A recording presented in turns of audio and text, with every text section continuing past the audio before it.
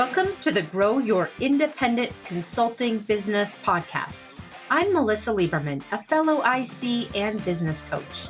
On this podcast, I teach you to become a consistently booked independent consultant without becoming a pushy salesperson or working 24/7. If I can do it, you can too. Listen on to find out how. Welcome to the podcast. We're on episode 59, and today we're talking about greed. And I just have to tell you, when I wrote that word on the paper, on my PowerPoint, I write these all out in PowerPoint first.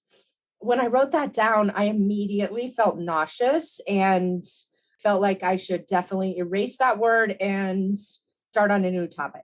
So that's how I knew the topic was perfect today to talk about greed, because this comes up all the time when I work with independent consulting business owner clients. It comes up almost once a week at least, if not multiple times per week. And so today I want to talk with you about this idea that we shouldn't be greedy and why it's so common, how it impacts your business, and once you realize how it's showing up for you in your business, what to do about that.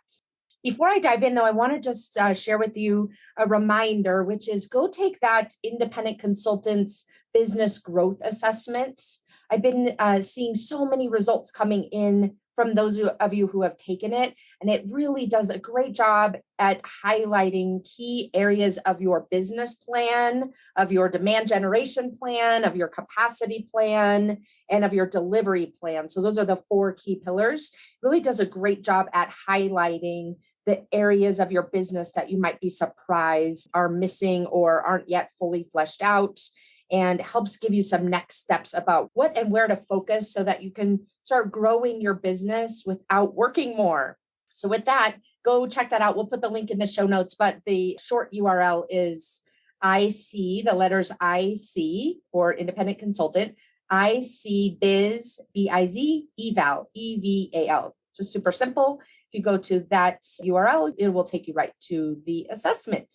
You fill out about 26 questions, and then it gives you an entire PDF report about what the results mean and what to do next. So with that, let's get back to greed. Greed, crazy topic for today. So today, again, the agenda for us is we're going to talk about why those thoughts about greed are so common for consultants. Well, then I'll cover the impact of this greedy subconscious thinking on your business. And I'll give you a couple of examples, like very specific examples, so you see exactly how this is could be showing up for you in your business. And then ultimately, the third topic is to really dive into what to do about it for you so that you aren't under earning. Okay, so let's just talk about what is greedy thinking.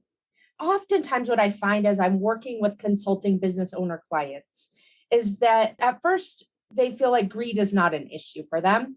They say logically, right? I know what I do is valuable. I know I'm great at helping my clients solve problems, save money, innovate, become more efficient. I know that I'm great at what I do as a consultant, but I'm just not that great at selling. I don't like selling myself. Those types of things. You might relate to something around that lines, right? But as we start digging in through our coaching relationship, and we start talking in more detail about pricing, about negotiation, about submitting follow-on or extension proposals, then we start finding what I like to call the thought cockroaches. I grew up in Colorado, and I've spent most of my life here, not adult life, but most of my life here. And we don't have cockroaches, at least that I know of. But when we moved to Hawaii, it's an amazing place, right? But one of the drawbacks is the cockroaches. Like they're just hiding and crazy, hiding. When we moved out, and we had people come to spray for them, like, all the mitigation and all of that.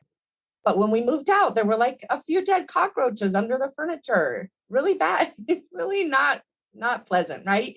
But these thought cockroaches are essentially those subconscious thoughts that are running the show. The studies show between 6,000 and 60,000 thoughts a day going through our brain. So let's just take the lowest number.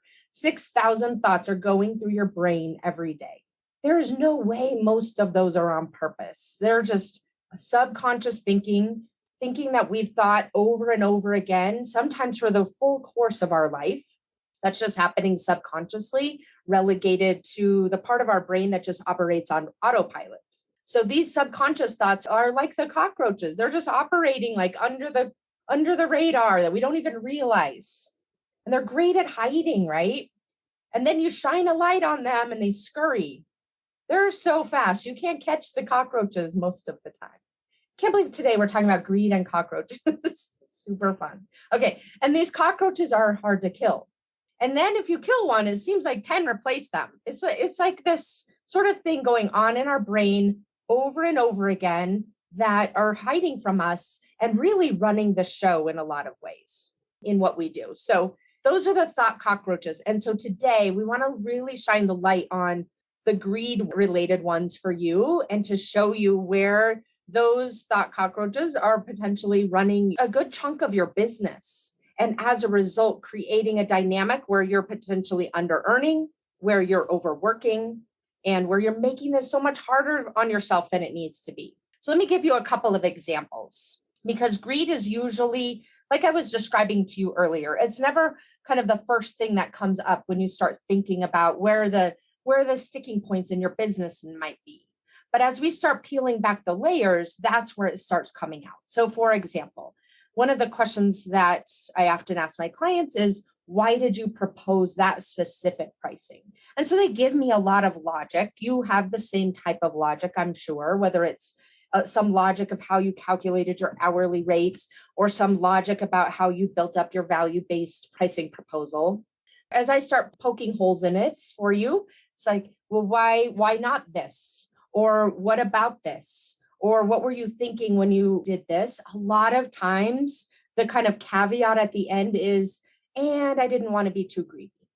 Another example, if a client is asking you for an extension, I had this the other day, and I'll go into this in a little bit more detail in a minute with the example, but the client asks for an extension and you accept it. You just say, great, I have line of sight to my revenue for the next 9 months or 12 months or whatever the time frame is.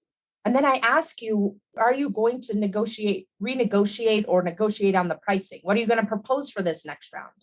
Oh, we're good to go. This is working for all of us. I'm not going to shift the pricing, or it's too late. They've already budgeted this amount. And as we start digging into the layers, the sentences like, I just want to be grateful. And I notice that I'm thinking I don't want to be greedy. If I'm greedy, I could lose it all.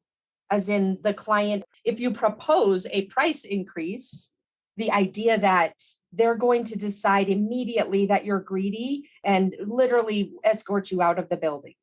So many of us are operating on these like underlying thinking, and it causes us to justify underpricing, not proposing increases on our extensions or follow-on work, and operating off of our business of these thoughts of like, it's better to take what I can get versus nothing at all, or I shouldn't be greedy, those types of thoughts. So I'm going to kind of encourage you here to say, where might you be running your business from this place of not wanting to be greedy? And what that really means is it just shuts down the entire thought process and business case analysis of you figuring out, what could I propose that's above what I've normally been pricing something at? What could I propose that is potentially more than what they might be expecting, but really build up a business case for it? When you think this is greedy in some form or fashion, I'll share with you some more flavors of that here in a minute. If you think this, what I might offer is going to be greedy, it immediately puts you into the zone of, I'm a bad person. We've all been taught this. Greedy people are bad. And it shuts you down from being able to really effectively think about how to approach pricing and how to propose that type of pricing that aligns to the value you're delivering to your clients. It literally is like the door just slams and you keep on going and you shut the door on your ability to charge more and ultimately to continue growing your business. You end up kind of at this revenue plateau a lot of times, I find, when people are running their business with this sort of underlying greed cockroach going on. So ask yourself, where might I be running my business from the perspective of not wanting to be greedy? I will assure you, almost everyone does this at some point. There's nothing wrong with you, nothing broken with you as a business owner. But what is so important is to figure out where this might be happening and then be able to start working to overcome it. So I'm going to give you some examples of this so you can start digging in further. But first, I want to talk a little bit about the impact of this. A lot of times, especially money related lessons and belief systems, we learn very early on when our brain is first kind of imprinting belief systems and thoughts, starting at 4 years old, right? You can probably relate to this. I think back to my childhood in the 70s, my mom driving the brown station wagon. We definitely didn't have car seats, but a lot of times we were just loose in the back, Anyway, that's the picture that I'm painting here. At that time, and for you too, it's like our parents just start teaching us these lessons. Society starts teaching us these lessons. Our teachers teach us these lessons. Don't take more than your fair share. When you get more, someone else gets less, as if there's sort of like a finite pie of whatever it is, like money, for example. There's a finite pie of money. I think we all know there's no finite pie of money. Logically, they print more money every single day. There's no finite pie. And now someone made up cryptocurrency. It's literally just coming out of nowhere. There's no finite pie. You should be thankful for what you have, implying you shouldn't want more. Don't get too big for your britches. You'll lose it all. Greedy people are bad, as if somehow staying smaller, it will keep you safe. So many lessons that are imprinted upon us from such a young age. And so subconsciously, we end up avoiding any perceived appearance of greed, of wanting too much, of being a person who's ungrateful, of being that kind of person who wants more than other people. We avoid the perception of that a lot of times because we don't want to be kind of marked or labeled as a bad person. We don't want to think about ourselves as being a bad person. And we certainly don't want other people to think of us as being bad people, a bad person. So this is the impact of these underlying greed cockroaches, is basically they're triggering these old thoughts and belief systems that you most likely have, if you're like most of us, that have been built up in your brain for the last how many ever years since you were 4. And then that causes you to get into a situation where you want to stay safe. You want to avoid being seen as greedy, whatever greedy is. And therefore you end up offering the safe things, offering the things that you feel like will kind of fly under the radar and not kind of hit this trigger point. And it isn't a real one, right? What is the trigger point that somehow if you ask for this amount over this amount, somehow you're greedy? But a lot of us have that in our brain, that there is that kind of trigger point somehow. So ultimately, then the impact on your business is that you're letting these belief systems about greed and about money run your business. And that's what's creating the results that you've got right now. For a lot of you, you've got great results, but you can have even better results once you start cleaning up some of these cockroaches. When you're letting these belief systems about greed and about money run your business, it's like you're letting the 4-year-old version of yourself run your business. You end up choosing what feels comfortable and not considering the alternatives. You end up dismissing anything related that feels like it's a negotiation. I'm not good at negotiation. I'm just going to stay away from that. I don't want to be seen as greedy. I'll take what they offer. It's fair enough. And then it ends up justifying the status quo. So ultimately, this creates the dynamic, right, of undercharging, under-earning, which we've talked about on this podcast several times. That under-earning isn't just for this project. It creates a situation where it's compounding quarter over quarter, year over year, because you use the pricing that you had last time as the basis for the pricing next time, and so on and so on. And you end up also working more than is necessary. It's going to make up for the difference. So that's why it's so important to really figure out what these belief systems are about money and greed and start taking more control over them, that they're not just the way that world works. You actually have a choice in this. So let me give you a couple of very specific examples. The first is I'll expound upon that example I started earlier about the extension. So a client comes to me and says, great news, my consulting client wants to extend me. And so I ask, what is your plan to adjust these rates? And then my client, the consulting business owner, says, well, so that's not part of this process. We've got these rates set in place. It's really industry standard type of rates. I really love that I have line of sight for the next 9 months about how much money I'm going to be making. And, I might get a little bit of a bump, but this is just how it is. I'm really excited. It's like a lot of really good logic, right? You might agree. You might be saying the same thing to yourself when someone wants to extend. Most of us do, right? But then I ask, how is this not true? How is it not true that it should just be the same rate going forward? And so then we start dialoguing even more about it. Let's talk about what are the results this client is getting? Why do they want to extend you? What is the value they're seeing in the work you've already done? And what will be the value in the work that you're doing going forward? How does your current pricing kind of compare to all of that? How have you priced this in the past? I love this question. This particular client had done something similar in corporate and so had been pricing this type of work for his prior company in a much different way than he's pricing it for himself, because all of a sudden when we put ourselves into the equation, it feels really uncomfortable. And then we talked about the worst case scenario, which, a lot of times that worst case scenario is just running our business without us even realizing it. It's like the cockroach going on, running the business. And we don't even realize it. We just want to avoid the worst case scenario. But when we say the worst case scenario out loud, the likelihood of it happening is fairly low, very low, right? And so we just keep digging in to figure out why not adjust the rates? Why not propose a rate increase? And so then we play with that. Like, let's talk about it. Let's talk about if it's possible to raise your rates at this juncture, then what comes up? And then this is where we get into the heart of it, right? We've gone from the logicking part of it, which, you're a smart person. You're a consultant. I guarantee you're a smart person. You can logic your way into or out of anything. But as we start peeling back the layers and taking away some of that logic, then what comes up is those underlying thoughts. And in this example I'm giving you, the thought was, I'm greedy. If I ask for more, I should be grateful for what I have.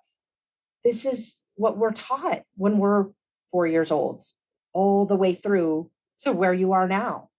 I'm greedy if I am not grateful for what I have. Of course, you're not going to ask for a rate extension if you think you're being greedy.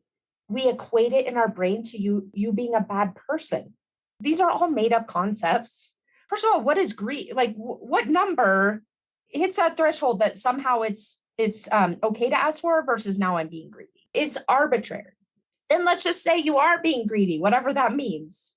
Does that really make you a bad person?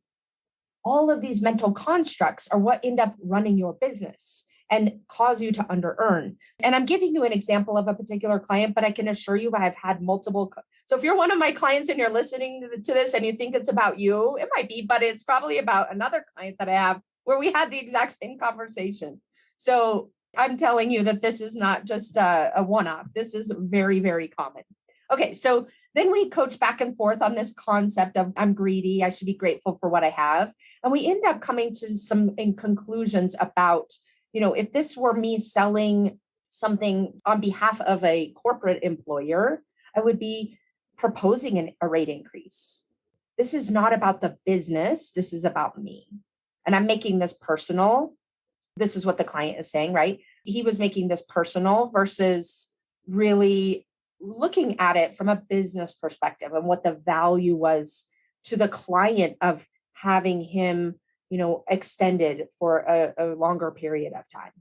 We also identified that worst case doomsday scenario was so unlikely. And if it ended up happening, there would be so many more opportunities to bring on other clients at the increased pricing model. So this doesn't have to mean that he's a bad person. It's a business transaction. It's a decision about what amount of money he's going to charge for his capacity based on what value the client is getting, and taking himself out of the equation. And also just acknowledging that this greediness is underlying it, and start to unravel that as well. So hopefully that example gives you a really good kind of picture of how this works. I'll give you one more, and then we'll wrap up with me telling you how to apply this to you in your business. So the second example is a scenario where a client said to me, a consulting business owner client. So I'm using so many words of client. I need to make sure that it's clear what I'm talking about. So a consulting business owner client of mine said to me, you know what, I worked through the process and we came to what I thought was a verbal agreement. I sent the proposal, and then I got not right now. And so then, of course, worry sets in, and then all the mind chatter starts being created. I lost this deal. I was too greedy. I feel regret. I feel shame, all the things, right? That's what the client was describing to me. So the first thing we did together was just acknowledging those emotions, right? It would be so natural to be feeling regret and shame when you think you lost the deal because you were too greedy. Again, that is one interpretation of thousands you could potentially have. But we oftentimes go to this sort of dark place of, I was greedy, I was a bad person, and I did the wrong thing. And those are the thoughts that create the regret and the shame. So the first is just really acknowledging the emotions, not trying to dismiss them, because building your muscle for feeling bad is part of owning a business. There's an entire episode about this with the link in the show notes, but being able to just be okay with regret and shame can make your business growth go so much faster. So you can go listen to that episode when we're finished here. But then, often really just looking at the other component to this is when we're having these feelings of, for this client's example, regret and shame, then we treat that as a sign we did something wrong. Who was I to ask for that much money? I was greedy, and now I'm being punished for it. And so it can be very natural to come to those conclusions and then start making decisions from that type of judgment, and end up letting that emotional kind of spiral run your business, either from kind of running away. Sometimes you might be tempted to send a new proposal with lesser pricing, just get out of the regret and shame. Or you might decide, I'm going to decrease my pricing in the next proposal because I did a bad thing, without using the logic to figure out, how do I just better articulate or bring the client along so that this doesn't happen going forward. You definitely don't want to be running your business from the lens of wanting to avoid negative emotion. That's going to end very badly, or at least make your business grow so much slower and more painfully. I'll just say that. So what I worked on with this particular client is helping them get into another emotion. So getting out of the thought process of lost this deal because I was too greedy, and getting into a more curious mindset of, if you weren't judging yourself for being greedy, how would you approach this not right now, or even a no response? And so as we start taking away that regret and the shame because we were judging ourselves for being greedy, then we can start accessing more high quality thinking. So things like what came out of this particular example, I'll ask more qualifying questions regarding the budget before I craft a proposal next time. I'm going to increase the size of my pipeline so I don't feel dependent on any one given client. I'm going to remind myself that nothing has gone wrong. It's normal to not have 100% close rate. In fact, if you have 100%, this is a tangent, but if you have 100% close rate, it probably is an indication that you're undercharging. And then ultimately reminding yourself over and over again that this is not personal. What would you be thinking if this was a situation where you were proposing consulting work on behalf of a corporate employer? Oftentimes that will take that sort of greed, the regret, the shame out of the equation and help you to access higher quality thinking so you can come to some new hypotheses, new solutions to try out. So hopefully those two examples give you a really good picture of how this greed comes into play, how it's not just on the surface usually, but once you start digging in, I find that it's such a common thread that is holding so many independent consulting business owners back in their businesses. So that's why I feel so passionate about this today. So let's just wrap up by saying, so now what? So greed might be running the show in some ways in my business. What do you want to do about that? So here's what you can do.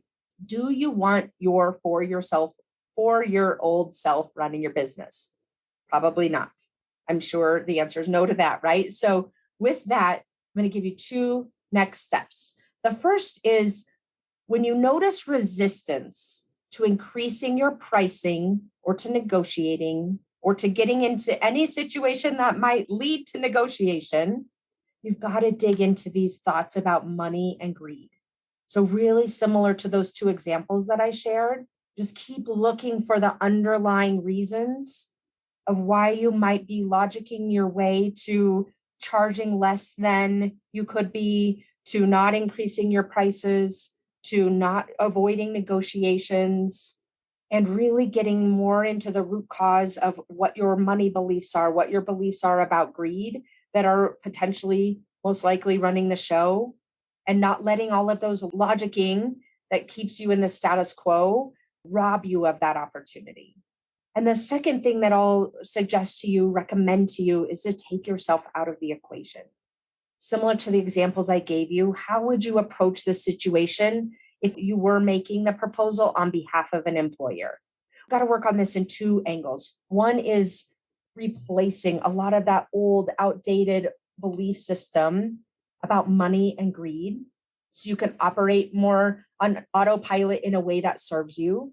And number 2, we can change the circumstances in some way and say, you know what, if I wasn't putting myself into this equation and I was just proposing this on behalf of an employer, what would that look like? So taking you out of the equation can also be a really valuable way to look at this. But you want to be doing both so that you're improving the quality of your business owner mindset, as well as taking yourself out of the equation for a moment so that it's easier to do so. All right. So that's what I've got for you today. Before we wrap up, just another quick reminder to go take that independent consulting business growth assessment. And I'll give you really detailed feedback on those 4 areas of your business so that you can start getting unstuck and overcoming, whether you're in a feast or famine type of a cycle or at a plateau, help you to move on from those into the next level. So go take that. It's at IC, the letters IC, bizeval.com.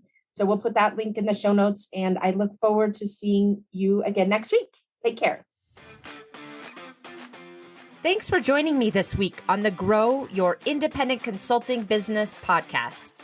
If you liked today's episode, I have 3 quick next steps for you. First, click subscribe on Apple Podcasts or wherever you listen to make sure you don't miss future episodes. Next, leave me a review in your podcast app so other independent consultants can find and benefit too.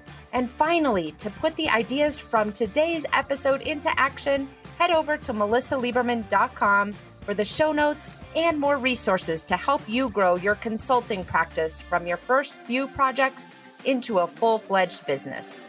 See you next week.